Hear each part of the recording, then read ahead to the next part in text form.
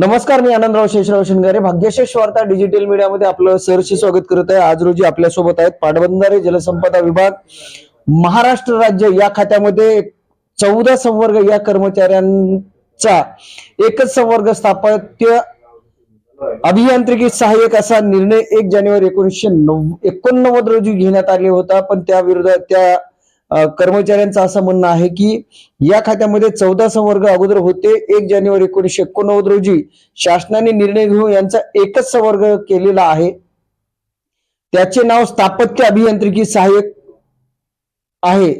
परंतु काही अडीअडचणीमुळे जे आज कर्मचारी आहेत सेवानिवृत्त आहेत, गेल्या अनेक वर्षापासून न्यायालयीन लढाई लढत आहेत, परंतु त्यांना अद्याप कुठल्याही प्रकारचा मोबदला मिळालेला नाहीये, पाठपुरावा झालेला नाहीये. त्यासाठी कर्मचारी व तसेच सामाजिक कार्यकर्ते आज शेवटच्या टप्प्यात आलेले आहेत. 1989 ते 2026 येणाऱ्या 26 जानेवारीला सामाजिक कार्यकर्ते दिल्ली या ठिकाणी लाल किल्ल्यावरती आत्मदहन करण्याचा इशारा त्यांनी दिलेला आहे. आपण जाणून घेऊया नेमकं या मुद्द्याची सुरुवात कशी झाली आणि सामाजिक कार्यकर्ते का आत्मदहन करणार आहेत. आपल्यासोबत आहेत पाटबंधारे जलसंपदा मध्ये काम करणारे निवृत्त कर्मचारी.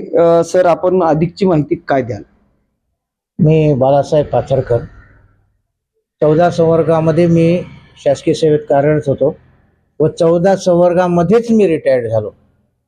वास्तविकतेमध्ये आम्हाला प्रमोशन हे कोणतं मिळालं नाही व शासनाने 1 जानेवारी 1989 असा जी.आर. काढला की जे 14 संवर्ग आहेत, जे कार्यरत आहेत आणि जे 1989लाच कार्यरत आहेत, फक्त त्यांचंच स्थापत्य अभियांत्रिकी पदावर समावेशन करायचं.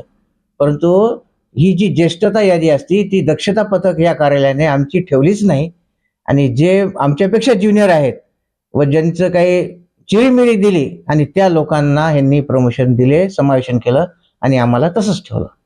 ज्या ज्युनियर लोकांचं समावेशन केलं आणि सिनियर लोकांना बाजूला ठेवलं, या मागचं काय कारण असू शकतं? कसं सर, आम्ही बरेचसे कर्मचारी हे साईटला कामावर असायचे. रात्रंदिवस जीव हातात घेऊन त्यांनी पाणीपाळीमध्ये पूर्ण काळ म्हणजे 15-15 दिवस 20 दिवस ते तिकडच असायचे. त्यांना ऑफिसमध्ये काय चालले काय व्हायले कळायचंच नाही आणि त्यांना ह्या जी.आरची माहिती विभागीय कार्यालयाकडून कधी प्राप्तच झाली नाही की त्यांना काय सुविधा आहे, त्यांचं काय उद्या भविष्य आहे याचं मार्गदर्शन अधिकाऱ्यांनी केलं नाही. कारण की ते जर केलं असतं तर हे लोक ट्रेनिंगला गेले असते आणि ट्रेनिंगला गेले असते तर यांची कामं रखडली असते. पण यांनी स्वतःच्या स्वार्थासाठी ह्या लोकांना अंधारात ठेवलं. ज्यावेळेस आपल्याला ही माहिती मिळाली त्याच्यानंतर आपण कार्यालयीन कामकाज कशा पद्धतीने केलं आणि पाठपुरावा कशा पद्धतीने केला? ज्यावेळेस आम्हाला ही माहिती मिळाली त्यावेळेस आम्ही अर्ज दिले. आम्हाला ट्रेनिंगला पाठवा. माझा 1995चा अर्ज आहे, माझे अगोदरचे अर्ज आहेत. काही लोकांना ट्रेनिंग दिली, काही लोकांना ट्रेनिंग दिलीच नाही. त्याच्यात सुद्धा एकसूत्रता नाही. आणि काही आता असं म्हणतात की ट्रेनिंग देण्यात झाली त्यांना देऊ. 15 लोकांची ऑर्डर आहेत, 33 लोकांची ऑर्डर आहेत, 10 लोकांची ऑर्डर आहेत. त्याच्यातले 2-2, 3-3 लोक घ्यायचे आणि बाकीच्यांना तसंच ठेवायचं. रिटायर्ड झाले लोक तरी सुद्धा त्यांना दिलं नाही. बरं, या संबंधित आपण न्यायालयीन काही पाठपुरावा केला का? काही न्यायालयीन लढाई लढलात का? आम्ही न्यायालयामध्ये गेलो, मॅटमध्ये गेलो. मॅटमध्ये आमच्या बाजूने निकाल लागला. त्याच्यानंतर नागपूर साईडचे लोक न्यायालयात गेले, त्यांच्या बाजूने निकाल लागला.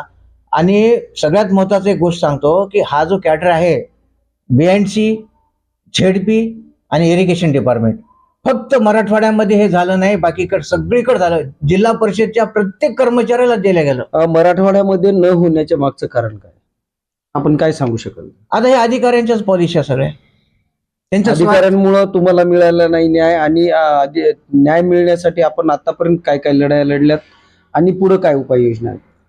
आता आम्ही तर न्यायालयात गेलो, सुप्रीम कोर्टाचा निकाल लागला. सुप्रीम कोर्टाचा निकाल काही असतो तो सगळ्याला लागू असतो आणि तो काही एका व्यक्तीसाठी नसतो, तो सगळ्या कॅडरचा निकाल आहे. मग त्या कॅडरच्या निकालानुसार तरी आता शासनाने द्यायला, आम्ही त्याची प्रत दिली, शासनाला कळवलं. मग शेवटी आमच्या मित्राला कळालं, ते थोडेसे परेशान आहे त्या बाबतीत. आपण जाणून घेतलं की ज्यावेळेस एका साईडला न्यायालयाचा आदेश येऊनही कर्मचाऱ्यांना अद्याप न्याय न मिळाल्यामुळं सामाजिक कार्यकर्ते त्यांच्यासोबत मैदानामध्ये उतरलेले, त्या लढाईमध्ये उतरलेले आहेत आणि त्यांनी शेवटच्या टोकाला गेल्या 5 वर्षापासून ते यांच्यासोबत ही लढाई लढत आहेत, परंतु त्यांना सुद्धा कुठल्याही प्रकारचं यश आलेलं नाही असं त्यांनी या अगोदर आम्हाला असं कळवलेलं होतं. आपण जाणून घेऊया की शेवटी त्यांनाही येणाऱ्या 26 तारखेला उपोषणाची का वेळ आलेली आहे. आपण आपल्यासोबत आहेत कार्यकर्ते. सर, आपण काय माहिती द्याल? मी नाव विजय कोसलगे, राहणार वसमत. यांच्या पूर्ण हाल अपेष्टा पाहून मी पूर्ण हे काम करणारे लोक आहेत. यांनी रात्रंदिवस तिकडे साईटवर असायचे. साईटवर असल्यानंतर यांना काय चालायलंय काय नाही मिळालंच नाही, प्रमोशनही नाही. न्यायालयीन याच्यामध्ये सुद्धा गेले होते. ते त्यांच्या बाजूने निकाल लागून देखील मंत्रालयाने ऑर्डर काढा म्हणून सांगितलं तरी ती काढलेल्या नाहीत आणि यांना काहीच मिळालं नाही. त्यामुळं हा लास्ट टोकाचा निर्णय मी आता लाल किल्ल्यावरती आत्मदहनासाठी दिलेला आहे, इशारा दिलेला आहे. आपण काम करते वेळेस आपल्याला बऱ्याच वेळेस अनुभवही आले असतील की हे मध्यस्थी करून पोलिसांच्या मार्फत आपल्याला नोटिसा वगैरे देतील किंवा काही धमक्या देण्यात येतील किंवा अन्य कुणाकडून धमकी येईल, तर त्यावेळेस आपण पुढील कार्यवाही काय करणार? नाही, कुणाला घाबरायचंच नाही ना सर. एकदा निर्णय म्हणजे निर्णय. मग हा निर्णय टोकालाच पातळीवरच गेलेला आहे माझा. बरं, आताच आपण सांगितलं की न्यायालयीन निर्णय लागूनही यांनी अद्याप काही केलेलं नाही, तर या संदर्भात आपण सामाजिक कार्यकर्ते म्हणून काय? नाही, त्यासाठी मी मुंबईला देखील गेलेलो यांच्यासोबत मुंबईला गेलो, मंत्रालयात गेलो, सगळीकडे दिले. त्याच्यावरही काहीही ऍक्शन केलेली नाही.